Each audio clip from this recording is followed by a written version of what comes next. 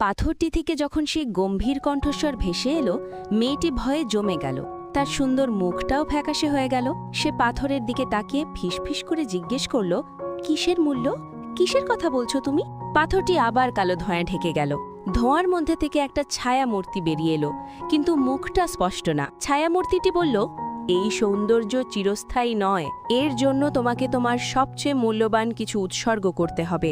মেয়েটি ঘাবড়ে গিয়ে চারদিকে তাকালো। তার কাছে মূল্যবান আর কি আছে? সে তো সবই চেয়েছিল, শুধু সুন্দর হবার জন্য। ছায়ামূর্তিটি হাসতে শুরু করল। সেই হাসি শুনে মেয়েটির গা কাটা দিয়ে উঠল। তোমার ভিতরের পবিত্র মন, তোমার দয়া এবং সরলতা, এটাই তোমার আসল সৌন্দর্য, ছায়ামূর্তিটি বলল।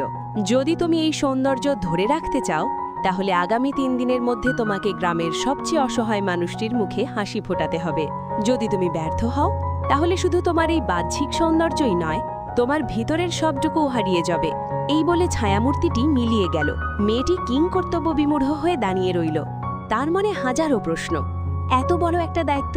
সে মনে মনে ঠিক করল, এই পরীক্ষা তাকে উতরে যেতেই হবে। সে তার নতুন সৌন্দর্যকে হারাতে চায় না। সে গ্রামের দিকে রওনা দিল।